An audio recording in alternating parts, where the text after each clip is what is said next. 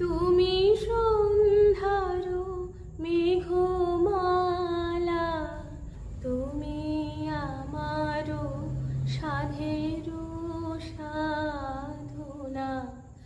মম শূন্য গগন বিহারী, আমি আপন মনের মাধুরী মিশাই তোমারে করেছি রচনা।